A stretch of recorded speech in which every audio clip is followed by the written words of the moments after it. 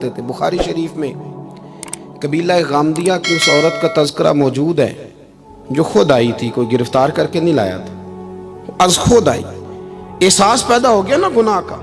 یہاں بہت ساری غلطیاں کر کے بھی لوگ جب اپنی بات کرتے ہیں تو کہتے ہیں کبھی یاد تو نہیں کسی کے ساتھ زیادتی کی ہو، یاد تو نہیں کبھی کسی کا۔ بھئی آپ نے اتنے بڑے ولی ہونے کا دعویٰ کر دیا۔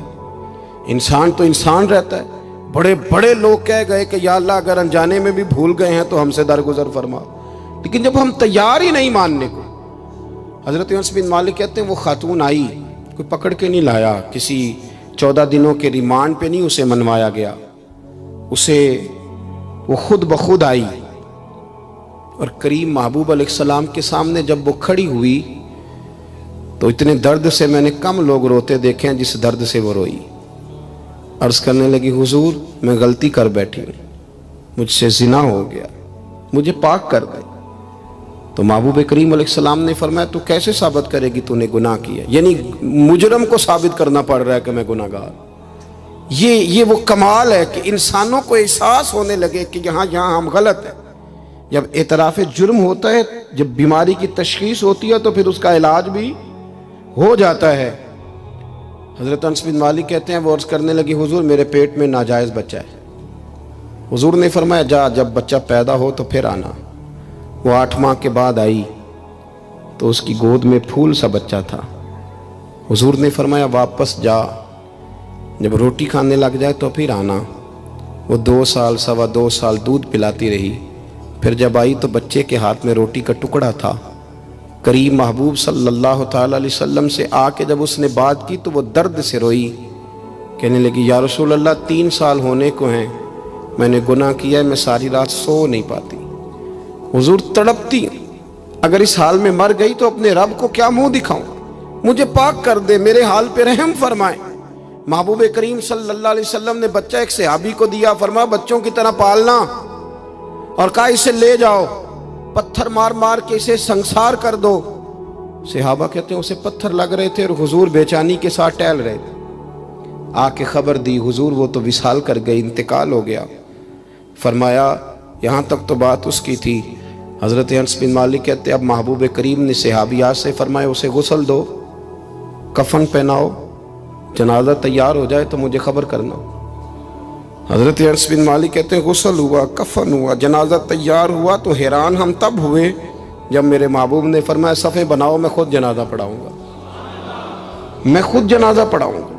اور سرکار نے جنازہ پڑھایا تو ایک شخص کی زبان سے نکلا حضور اس ملعون کا معاذ اللہ جنازہ جس نے ناجائز بچہ جنا، اس کے لیے آپ دعا کر رہے ہیں جنازہ پڑھا۔ حضور فرمانے لگے خاموش ہو جاؤ، تم نے گناہ دیکھا ہے اس کا احساس نہیں دیکھا، تم نے غلطی دیکھی ہے لیکن اس کی توبہ کا انداز نہیں دیکھا۔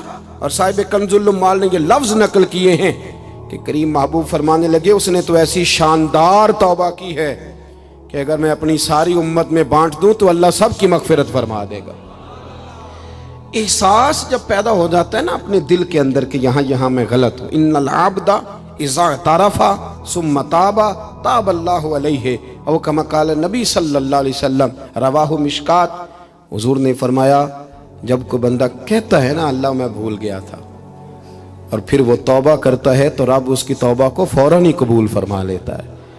پہلی بات یہ کہ عقائد کو مضبوط رکھیں، مضبوط عقائد۔ اور یہ جو آج کل ایک اور ماحول چل رہا ہے، کوئی تھوڑا ادھر کوئی تھوڑا ادھر، عقائد وہی درست ہیں جن کی تشریح شیخ عبدالحق محدث دہلوی نے فرمائی، عقائد وہی درست ہیں جن کی بابت حضرت مجدد الفسانی لکھ گئے، اور ان سب کو اگر کھلا کر کے بیان کیا تو امام احمد رضا فاضل بریلوی نے بیان کیا۔ انہی بزرگوں کی باتوں کو کھول کر ہمارے سامنے رکھا۔ مضبوط عقائد کی زندگی گزاریں۔ اور دوسری بات اگر کبھی کوئی غلطی ہو جائے پھر اس کا احساس پیدا کریں، پھر اس سے توبہ کریں۔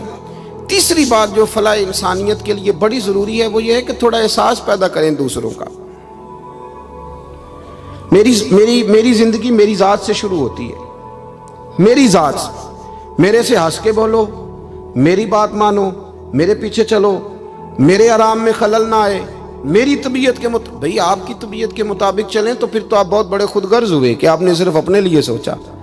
محبوب کریم کا کمال یہ تھا کہ حضور نہ دوسروں کا بڑا احساس فرماتے تھے۔ آپ بخاری مسلم کی وہ حدیث پڑھیں تو حیران ہو جائیں کہ سرکار فرماتے ہیں میں جب نماز کی نیت باندھتا ہوں تو میرا دل کرتا ہے میں لمبی نماز پڑھاؤں. جب میرا کسی کام کرنے کو دل کرے تو پھر میں ساری دنیا کچلنی پڑے تو میں کر جاتا ہوں. لیکن حضور فرمانے لگے کہ میرا دل کرتا ہے میں لمبی نماز پڑھاؤں، لیکن پھر میرا خیال آتا ہے کہ پیچھے بوڑھے بھی ہیں، بیمار بھی ہیں، بچے بھی ہیں. یا رسول اللہ، نماز اللہ کی اور خیال بندوں کا. فرمایا میں بوڑھوں، بیماروں اور بچوں کا خیال کرتے ہوئے اللہ کی نماز کو مختصر کر دیتا ہوں. احساس جب طبیعت ہمارے ہاں نا تیزی کے ساتھ احساس ختم ہوا ہے، تیزی کے ساتھ ہم نے اتنی نفی شروع کی. ہمارے تو اہل تصوف میں الا ماشاءاللہ اب تربیت کا طریقہ یہ ہے کہ صرف میں ہوں، میرے سوا کوئی بھی نہیں. حالانکہ طریقت تو اس کا نام تھا کہ میں نہیں باقی سارے ہی ہیں. وہ تو دوسرے کا اثبات کر کے اپنی نفی کرتے تھے، اور یہاں بار بار اپنا اثبات. احساس جب پیدا ہوتا ہے، احساس، پھر اس کے اندر توانائی آتی ہے. پھر انسان اپنے لیے نہیں دوسروں کے لیے جینے میں بھی خوشی محسوس کرتا ہے. پھر وہ محسوس کرتا ہے کہ میں کوئی ایسا درخت نہیں کہ جس کی نہ شاخیں ہوں نہ پتے ہوں. پھر وہ کہتا ہے میں درخت ہوں پر شجرے سایہ دار ہوں. کوئی آئے گا تو پھل بھی کھائے گا، کوئی آئے گا تو چھاؤں میں بھی بیٹھے گا، کوئی آئے گا تو اسے خیر بھی نصیب ہوگی. طبقات ابن سعد میں ایک بڑی خوبصورت روایت ہے. حضرت عائشہ صدیقہ رضی اللہ تعالیٰ عنہ فرمانے لگیں کہ ایک دن نہ نبی کریم صلی اللہ علیہ وسلم گھر میں تشریف فرما تھے اور طبیعت مبارک بڑی اشاش بشاش تھی. جب کبھی عذاب کی آیات آتی تھی تو غم امت میں پریشان ہو جاتے تھے، اور کبھی رحمت کی آیات آتی تو پھر حضور کا چہرہ پہلے سے بھی زیادہ روشن نظر آتا. پھر اللہ کی رحمت کے حوالے سے اور زیادہ خوشبوئیں دنیا میں پھیل جاتی. فرماتی آج بڑے حشاش بشاش تھے تو مجھے فرمانے لگے عائشہ تیرے ساتھ ایک بات کروں. میں نے کہا حضور میرے تو نصیب جاگ گئے، ضرور کریں. تو حضور فرمانے لگے تم کبھی مجھ سے بڑی راضی ہوتی اور کبھی کبھی نہ کسی اور اہلیہ کے پاس زیادہ وقت گزاروں تو دل میں بات بھی رکھ لیتی ہو. حضرت عائشہ کہتی ہے میں نے فوراً عرض کی حضور میری ماں مجھے روئے، میں اور آپ سے ناراض ہوں گی. تو فرمایا چل سن تو لینا پہلے. یہ احساس کی شدت اس کو ملاحظہ فرمائی. میں سن تو صحیح. یا رسول اللہ صلی اللہ علیہ وسلم حکم فرمائے. تو محبوب کریم صلی اللہ علیہ وسلم فرمانے لگے عائشہ تم کبھی کبھی قسم اٹھاتی ہو، اور جب تمہارے دل میں میرے بارے میں کوئی بات ہونا تو پتہ کس طرح قسم اٹھاتی ہو. تم کہتی ہو مجھے حضرت ابراہیم علیہ السلام کے رب کی قسم ہو، اور جب مجھ سے راضی ہوتی ہو تو پھر کہتی ہو مجھے محمد عربی کے رب کی قسم ہو صلی اللہ علیہ وسلم.